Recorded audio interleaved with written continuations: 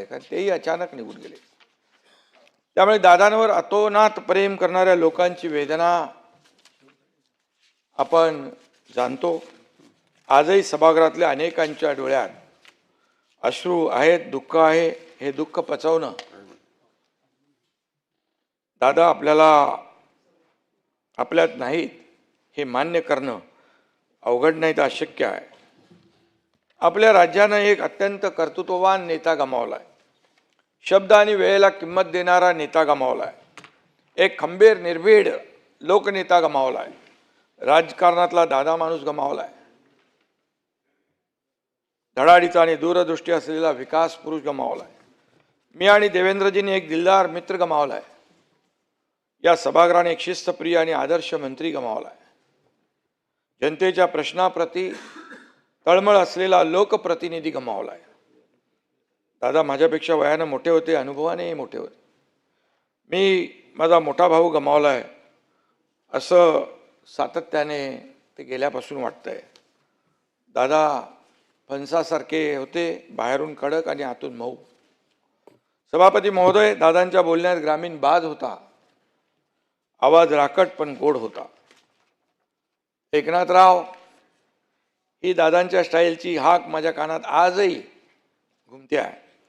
सभागृह असो, पत्रकार परिषद असो, कार्यक्रम असो, कॅबिनेट असो, अधिवेशन असो, प्रत्येक वेळी दादांची आठवण आपल्या प्रत्येकाला येत राहणार. बजेट अधिवेशन म्हणजे दादांचंच अधिवेशन. सचिव, अधिकारी, आमदारांच्या फायलींमध्ये बिझी असलेले दादा आपल्या सगळ्यांना आठवत आहेत. आणि त्यावेळी त्यांची जी काय तगमग असायची ती आपण पाहिलेली आहे.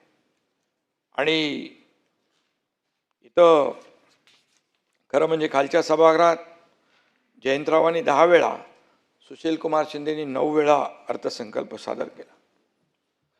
दादांनी या दोघांचा रेकॉर्ड मोडून 11 वेळा अर्थसंकल्प सादर केला. दादा खऱ्या अर्थाने विक्रमवीर ठरत होते, परंतु ते नियतीला मंजूर नव्हतं आणि नियती अत्यंत क्रूर आहे. तिच्यासमोर आपण सगळे हतबल असतो. हे कटू सत्य पुन्हा आपल्याला पचवावं लागतंय. मी मुख्यमंत्री झाल्यानंतर माझा आणि दादांचा जवळून संबंध आला, कारण ते कॅबिनेटमध्ये उपमुख्यमंत्री आणि अर्थमंत्री होते.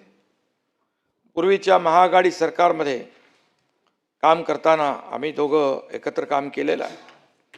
आणि त्याच्यानंतर काही प्रस्ताव थांबले, त्याला सुधारित मान्यता देखील दिल्या, कामांचा निधी वाढवला. असे प्रस्ताव कॅबिनेटमध्ये आल्यानंतर दादा अधिकाऱ्यांना सांगायचे, आता निधीची तरतूद करतोय, पण प्रकल्प वेळेत पूर्ण झाला पाहिजे. हे आवर्जून सांगणारे दादा मी पाहिलेत. अजितदादा प्रचंड अभ्यासू होते. प्रशासनावर त्यांची मजबूत पकड होती, मांड होती. एखादी नवी योजना आली की ती फिजिबल आहे का, त्याचा लोकांना किती फायदा होईल याचा दादा बारीक अभ्यास करायचे. दादांनी हातात फाईल घेतली की अक्षरशः काही सेकंदात त्याची नजर कागदावरून स्कॅन व्हायची. त्यात काय कमी जास्त आहे ते ओळखायचे आणि चुका असतील तर त्या काढून सेक्रेटरीना सांगायचे देखील. सहकार, कृषी, जलसंपदा, ऊर्जा, पायाभूत सुविधा अशा महत्त्वपूर्ण विषयांमध्ये त्यांचा सखोल अभ्यास होता. बैठकीत साधा कागदाचा कपटाही खाली पडला तो चालायचा नाही, त्यांना चालायचं नाही. स्वच्छता आणि टापटीप ही दादांकडून शिकण्यासारखी गोष्ट आहे. नैसर्गिक संकट असो किंवा राजकीय, दादांना कधी निराश झालेलं पाहिलं नाही. दादा कधीच नकारात्मक बोलायचे नाहीत, कायम पॉझिटिव्हच राहायचे आणि प्रॅक्टिकल राहायचे. कोविडमध्ये मंत्रालयातून नियंत्रण करणारे दादा डोळ्यासमोर उभे राहतात. गेले 25-30 वर्ष मी आणि अजितदादा आम्ही दोघंही राजकारणात आहोत. या काळात आमच्या असंख्य भेटी झाल्या. शेकडो बैठकांमध्ये एकत्रही आम्ही होतो, एकत्र कामही केलं, अनेक सभाही एकत्र केल्या. त्यातल्या अनेक घटना, किस्से, प्रसंग सारखे डोळ्यासमोर येत असतात. त्यातल्या 2-4 घटना प्रामुख्याने आठवतात. त्यातली एक घटना आपण सर्वांनी टी व्हीवर पाहिली.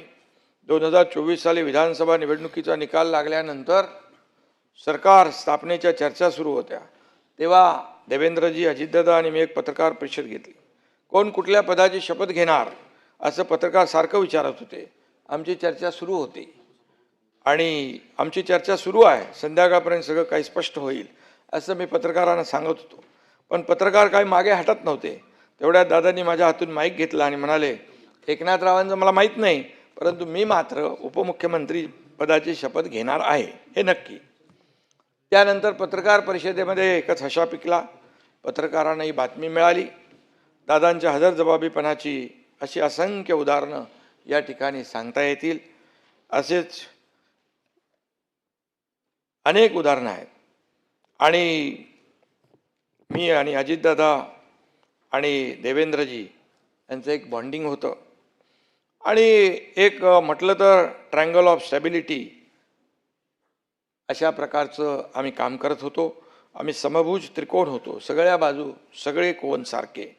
आम्ही तिघे एकत्र आलो आणि महाराष्ट्राची भूमिती चांगली झाली. तवरून ताकभात ओळखतात तसे आम्ही एकमेकाच्या मनात काय ते ओळखू लागलो. पण काळाच्या मनात काय दडलं होतं हे कुणालाही ओळखता आलं नाही. आणखी एक प्रसंग आठवतो, तो 2024 सालच्या बजेटचा. मी मुख्यमंत्री होतो, सभापती महोदय. लाडकी बहीण योजना सुरू करायची होती. त्यासाठी बजेटमध्ये अंदाज घेतल्यानंतर 46,000 कोटी रुपये लागणार होते आणि त्याची तरतूद करायची होती. मी आणि